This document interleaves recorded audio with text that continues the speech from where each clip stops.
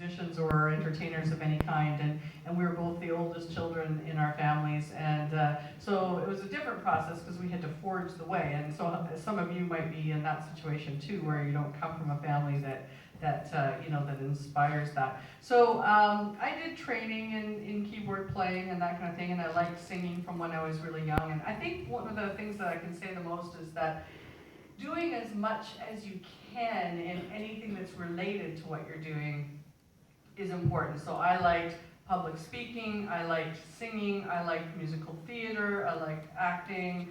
I didn't do dancing, although I wish I had it, and Michelle does a lot of dancing, which has really enhanced a lot of her performance stuff. But I just got involved in all those areas. I got involved with recording vocals and recording voices. I did performances in theater as an actor and as a singer, and those eventually. I taught music as well. I taught keyboards, and then eventually started teaching singing and performance coaching and voiceover coaching and all that kind of thing. So it expands, but initially I got involved by getting into lessons and by trying to get involved with as many performances and projects as I could. That was a long time ago, so I'll let Michael speak for himself. Yeah, my process, as I'm older than most people in this room, has been different and longer. And I grew up in a time when it was fairly practical to make your living playing music. And in North America, that has changed a lot. I'm not sure about England and Europe, but when I came up, you could play music for a living 6 nights a week. So I basically trained after many years of classical piano playing. I trained on the job in rock bands, folk bands, jazz, and then I started touring. In my late 20s, I joined the Irish Rovers, and we traveled all around the world, doing concerts in Australia, New Zealand, Europe, and all over North America. And I joined Katie Lang, who was a famous kind of country pop star, and you probably heard of her here. And Rafi, who was a children's entertainer. So I kind of went through a succession of touring organizations, and on the way I learned about recording and songwriting, all those things. So I was lucky enough to learn on the job. A lot of those things are not as easy to do now. So, what I tell people now is just, it's the same that I would have said then. Find out everything you can learn about your area. If you want to be in the movie business, learn about directing, learn about how to be a script assistant, learn how to set up the lights, learn every aspect you can, and be versatile so that you can still stay in the business you want to be in, but you might be doing a different job next week than you're doing this week. But keep focusing on what your dream is and trying to make that true. But the more versatile, the more you can understand about the whole picture, the more meaningful all your work becomes, and the more useful you can be to the business that you're in. So that's kind of what I recommend, although I can't recommend the process I went through, which was to go to music school and to study classical piano for years and years, because it's not the same. You need now to have an internet presence, you need to have a totally new set of tools. Every year the tools change that you're using online and to promote yourself and all the things that you're doing. So I'm very thankful for the process because I've been able to be a musician and almost make a living. I've been able to make a living. So I've been very lucky. But it's a different picture now, at least in the music business. So that's my little spiel. So, how did you guys start promoting yourself when you were starting out, when you're like, I need to promote myself? YouTube. Yeah, well, yes, I said the poop, Michelle. That's what I said. Bullshit.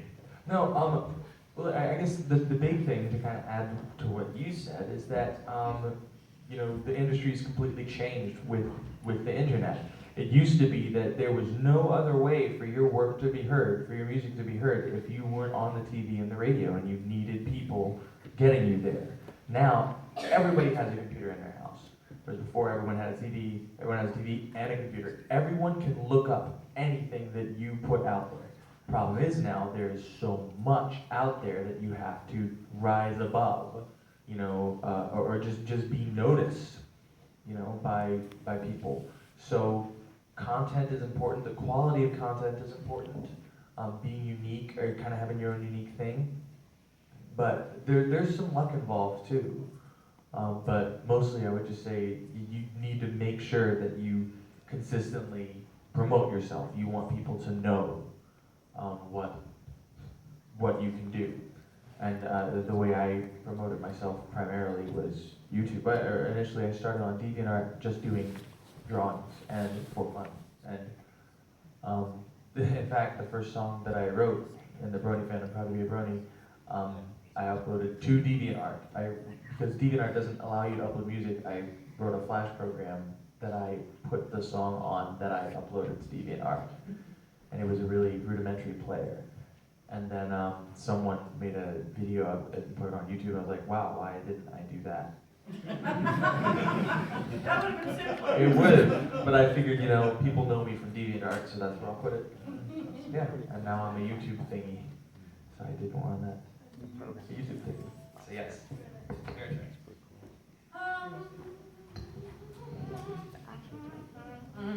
Well, thankfully I have had a very fantastic manager, and gave this to Mom's our manager, and she's really, really good about that stuff. I'm kind of a little bit more useless. So, I don't know. Useless, that implies I'm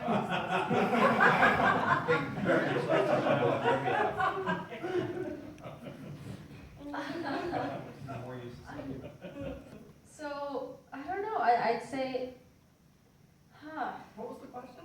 What do you it do was, to what do you promote do to yourself? promote yourself? Michelle, one good thing is to get somebody who's really competent at managing. I was just gonna say that. 'Cause I am not competent, English is coming back, competent. We do have English in Canada, we do, Oh, yes. but it's related. Yeah. So yeah, definitely if you know somebody, well, first of all, if you want to get into voice acting and stuff like that, you can contact my mom. She's fantastic. She can help you with voice acting, whatever you want to do. And she can do like Skype calls and all that dandy stuff. So yeah, if you find someone like my mom or other people, then get some consultations. There's so many people online. You can just do your research and just take some time to figure it out. Because it's not just gonna happen like Gabe was saying, is that anyone can find it, but it's a question of how they're gonna find it. How are they gonna see it? So Right. you need someone to help you with that. You need someone to promote you. An analogy that I like to use is that, no, well, that's a good one. Michelle was gonna say, if a tree falls in the woods, does it make a sound? I don't know if that's more existential. But like Michael Jackson, could have uploaded a song to YouTube under a different name and not promoted it, and he's Michael Jackson, and it could be the best song ever, but no one would find it, no one would know. Promotion, a lot of people think that talent speaks for itself. Not always. You have to be heard before someone can realize you're talented. So, yeah, and it's a process. Everything rises.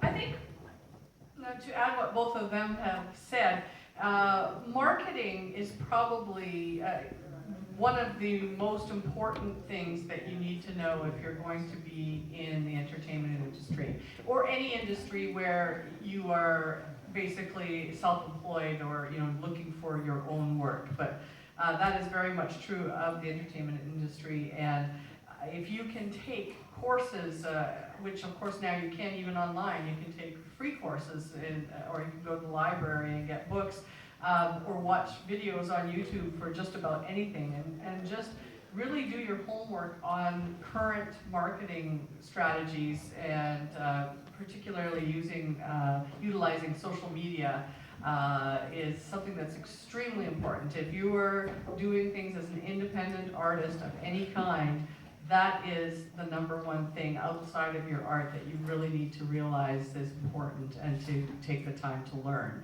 So, decide what it's going to be, but get good at it and practice it. And honestly, I can tell you that in this industry now, Michael and I have been in the industry for a few decades, and we have friends and colleagues who are amazingly good at what they do. Some of the ones I'm thinking of right now are musicians, like some of the top players in North America who have credits that would just blow your mind. We know audio engineers in this kind of situation as well, amazing engineers from big time studios. People that are incredibly good at what they do and that are now in a situation where they have no work. And the reason why they have no work is, yes, the industry has changed, but the main reason is that they did not change with it. So they didn't think that having a website was ever going to be an important thing, or they didn't think learning social media was going to be an important thing, or they didn't think learning digital recording was going to take off, and they were amazing at analog recording, but they never kept up with the times. So it's important to know that the industry and that technology is changing our world so fast. If you don't stay up with that, you can get left in the dust quite quickly. So really being aware of what people are, who your audience is, a potential audience for what you're trying to do, and then if, where you're going to reach those people, how you, as they were saying, how you're going to get noticed by those people that are your potential audience, and then really learn that part of the industry. So I can't stress enough that it just really comes down to what Gabe said first. You can have all sorts of great things going on, but if no one's noticing it and it's not rising, rising above where people are noticing it, then it's not going to matter. The art is going to not be seen or not be heard unless you can figure out a way to start building up a following and making yourself stand out in the crowd. Yeah, that's all really good, and I can corroborate what Monique's been saying about that. In our generation, well, I have quite a few good friends that are just plain out of work because they were specialists in a time when change was so rapid. For example, she's speaking of an engineer, an old friend of mine, and I recorded countless records with this fellow, and he was an old school engineer, and I don't know if any of you have ever seen 2-inch audio tape. I don't know if you have it, probably some of the studios still have 2-inch. On reels. On reels, and these machines cost, probably $200,000 or £300,000 back in the day, and they're rare now. And the whole technology, hardly anybody even knows how to operate them, but all the records were made on those machines as soon as they came into power in the 70s, 80s, 90s, and then they just disappeared once digital came in. So these guys were specialists in that, and this one fellow I know now works in a liquor store in our neighborhood, and he's got gold records all across his wall. But it doesn't buy him a cup of coffee now. So it's, as Monique was saying, as much as you can to keep up with the times, which evolve very quickly now. And you're all in a generation where you've been born in the digital world, so it's easier for you to stay with it. So all that Monique said, I would second all that. I would add one little thing for this long answer that we're giving. In any business like this, whether it's music, voiceover, acting, all the things you might love to do, establish a reputation where you can be relied upon. So many of you are very, very talented, but what can happen is if you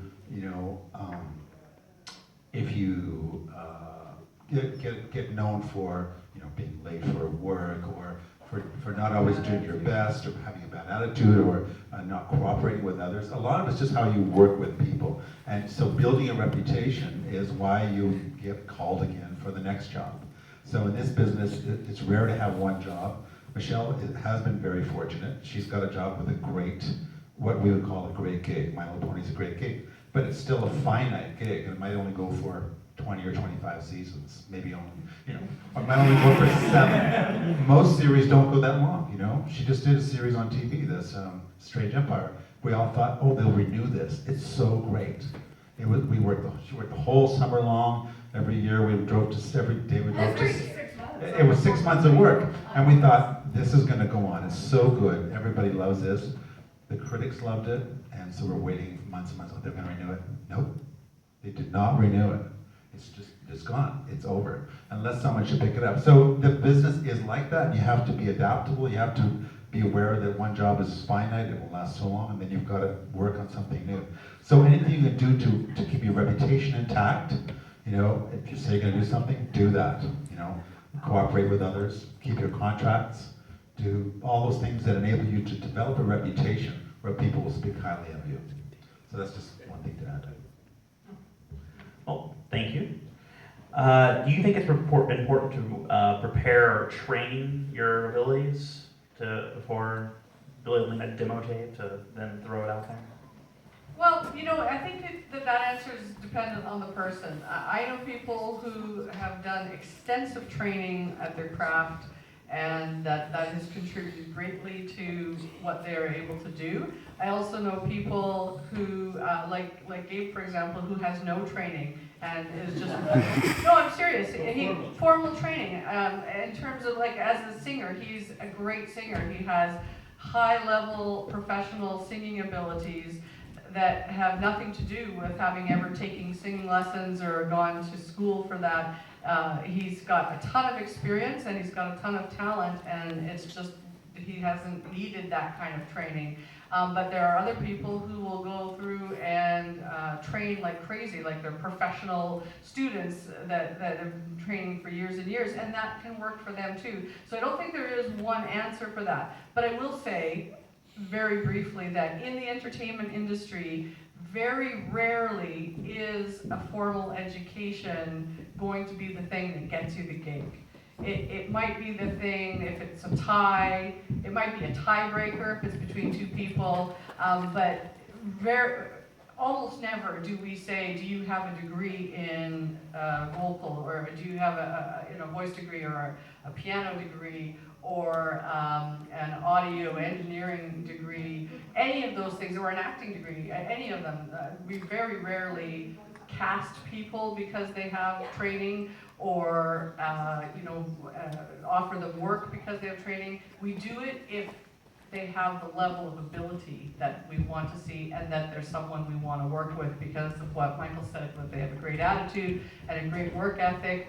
But I personally do not have any degree. I've never lost work because I did not have a degree in all these years. I've never once been asked, and they don't care. They just know if I'm good at something, then I get hired for the job, and it doesn't matter. So that's not to say you shouldn't go to school. I'm not saying that. You should if you want to, but don't think that all that's going to do is going to enhance. That's not going to get you the work in most things in the entertainment industry. Well, does anyone out there have any questions that they would like to ask? Anyone? Not a single question.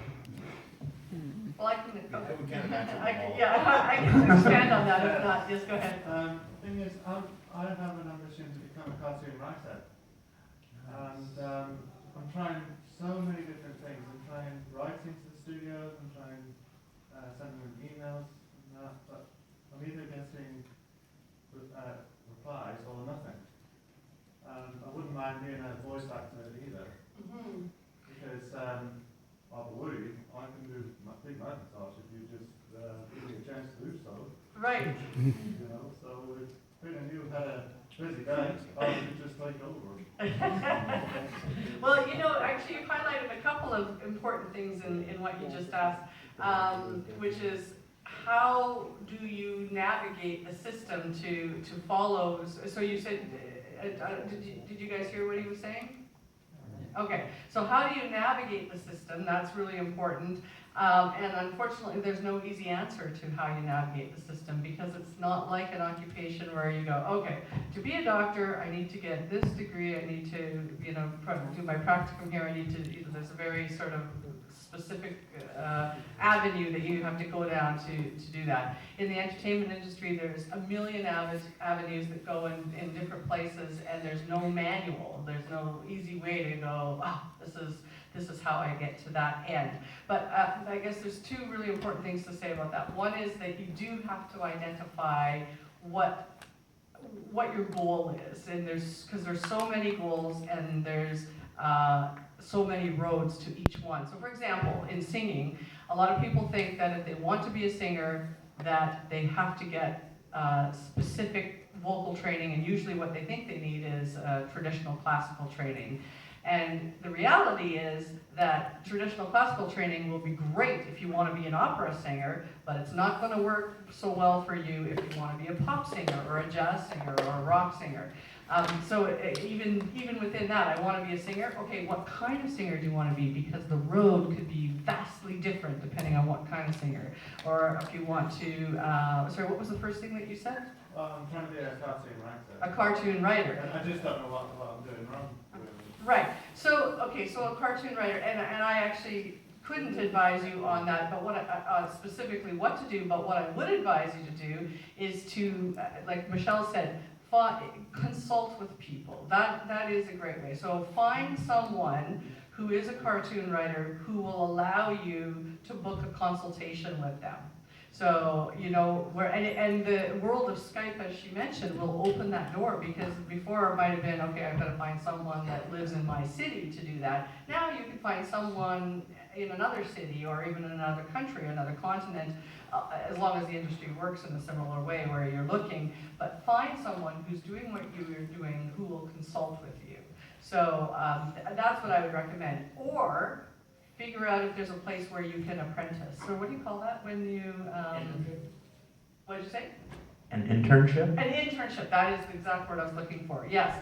Where you can volunteer to assist somebody. That is a fantastic way to learn the industry. Michelle and I often see assistants at her TV and film auditions, the people that are taking your forms when you come in, and they're saying, okay, you're going to be up next, Michelle, blah, blah, blah. Those people are almost always actors who are doing an internship for the casting director, and that is giving them invaluable inside scoop as to how the industry works. And then, the next time she's on a project...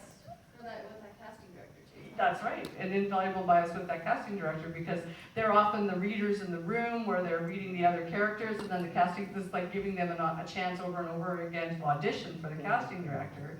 So it's an internship is a great way too to really learn what's going on, and look for a writer and say, can I volunteer for the summer, or can I volunteer for once a week, or is there someone that would accept your help? If it's someone that you think is in a position that's doing something that you'd like to be doing, that's a great way to figure out exactly what that is, to kind of get your foot in the door. Your hoof in the door. Anyway, sorry, that was long-winded. Would you advocate having some sort of portfolio? Advocate having a portfolio? Well, absolutely. I guess it depends on what's your definition of a portfolio?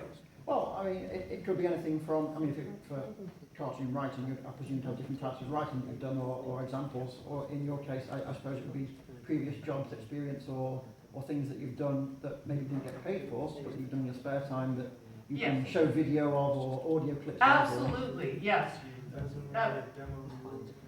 Yeah, all the, yes, exactly, Gabe was saying, demo reels, or artist's visual portfolio. I've been reading quite a few articles recently that are still saying, from different sources, that the website is still your #1 marketing tool.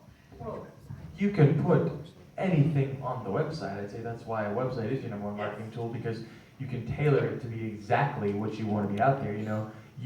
Having a YouTube channel is great, but if you're confined to uploading videos and having the exact same parameters set by YouTube that everyone else has to conform to, on a website, you could put your portfolio up there. You can make that super prominent, the first thing people see when they go on.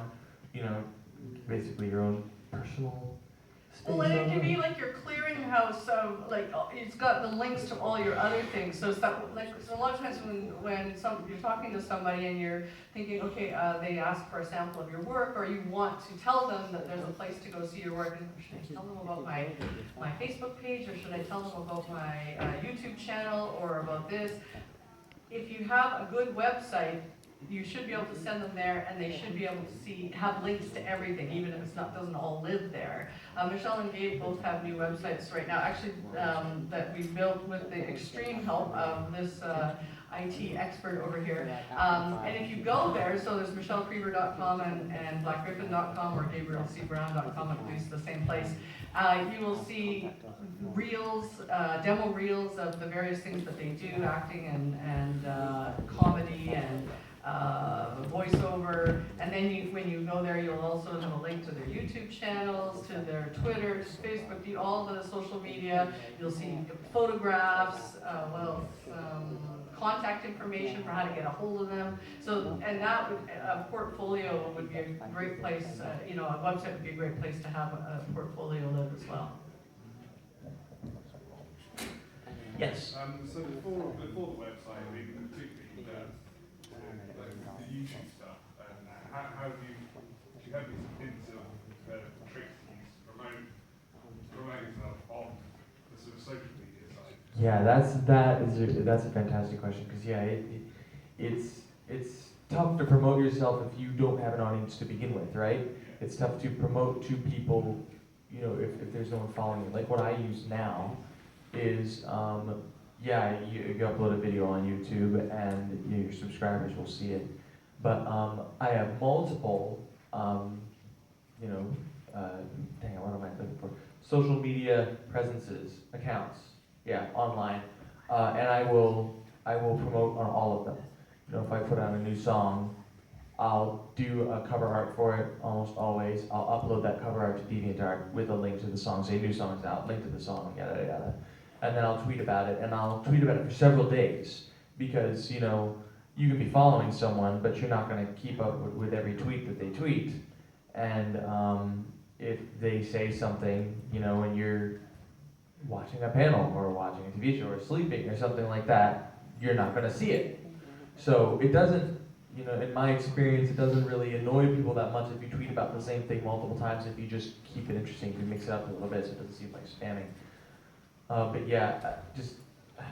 I don't know if I would recommend having lots of different accounts, but if you do have different accounts, try to keep them under the same name so everybody knows that it's you.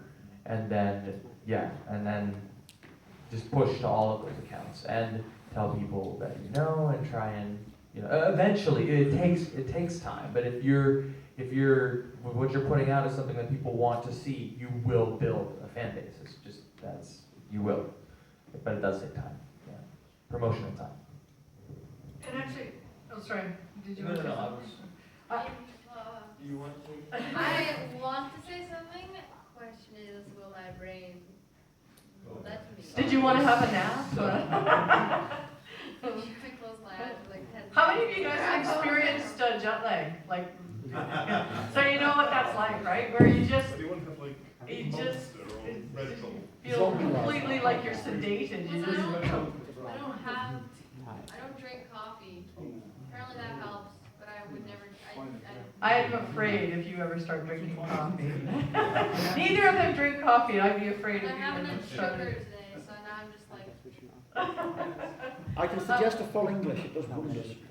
What is it? A full English does wonders. Just to quickly add to what Dave said, it is really important that you do link everything together. So it's amazing how many times someone will send them a message and say, on Facebook or Twitter or wherever and say, hey, could you check out my YouTube channel? And there's no link. Or you go to the YouTube channel and you might want to say something back to them, but there's no link to their contact, or there's no link back to like everything. So quality, not quantity, like what he was saying with the multiple things. Don't have 10 different social media accounts if you can't stay on top of them. Pick one or two. Have YouTube and Twitter, or YouTube, Twitter, Facebook, or whatever.